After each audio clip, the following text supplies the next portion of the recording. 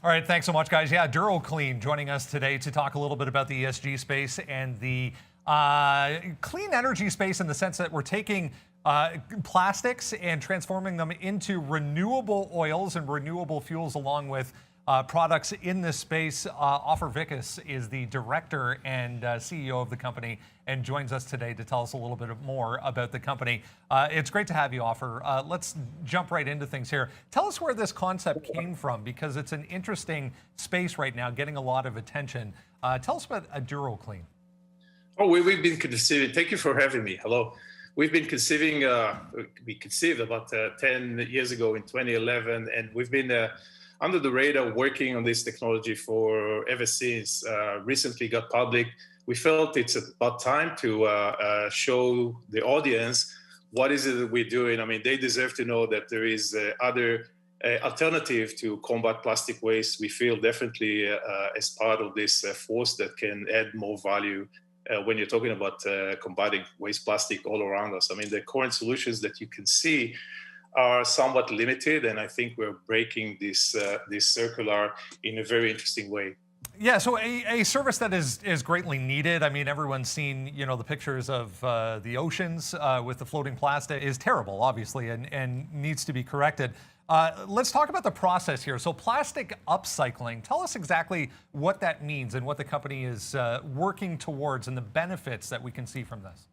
Right. Well, plastic upcycling for us, it's a chemical conversion that happens at a very, very low temperature, and it happens with a catalyst and some source of we call it a glycerol hydrogen equivalent, which is come from some kind of a renewable source. Now, the benefit of it is that because you're working in a small temperature and because you're somewhat independent, you don't need the hydrogen gas, by way of example.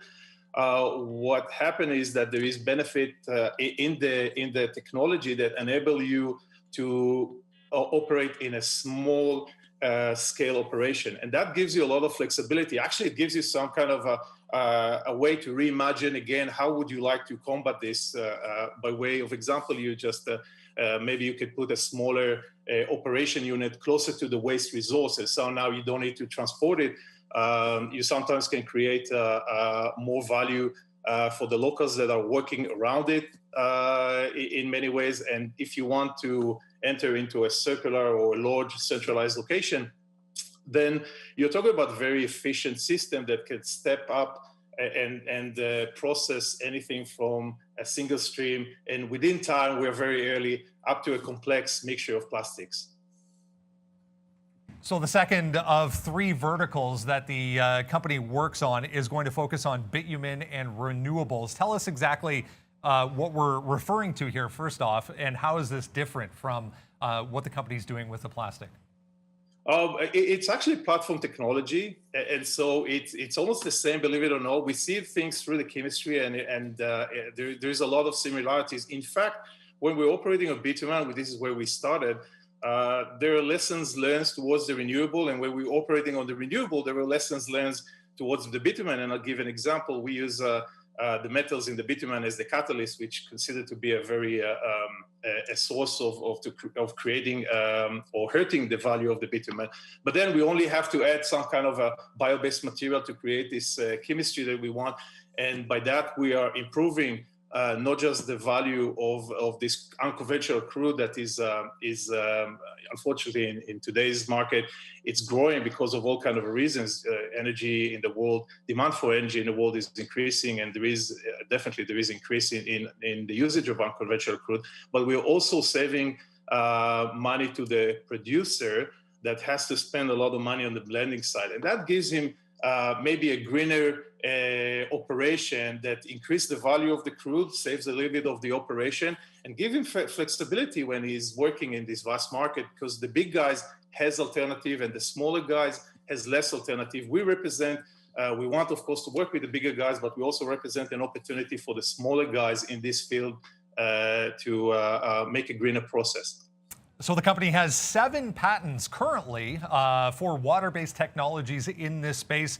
It's been featured in forbes.com as part of a plastic pollution solution article on Forbes. So tell us a little bit about what we can expect here as far as maybe development in this space, further development, and what does the company have planned going forward? Yeah, it was a bit of a core walk around because it was so novel and new. Nobody knew about it, and we have to take steps in order to recognize ourselves, I guess. And the Forbes suggests for me, for us, actually two steps, two items, I guess. The first one, us coming from the lab and moving forward and actually being able to show that we are taking steps towards commercialization. That was maybe the first benefit. And there was a recognition, professional recognition, that there is a source out there that is an alternative a way to work around plastic waste.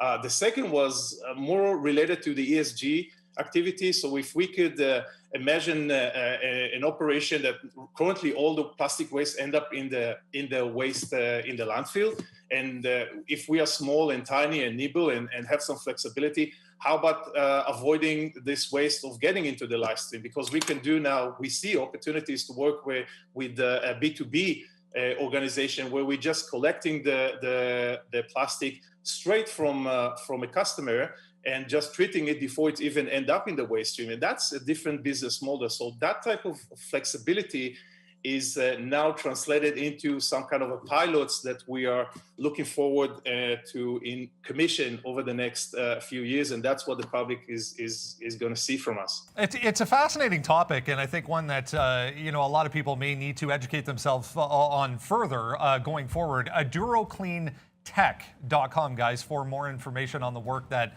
Aduro Clean is currently doing. ACT is the ticker. It's listed here in Toronto primarily on the CSE. Ofer Vicus, CEO and Director of Aduro Clean.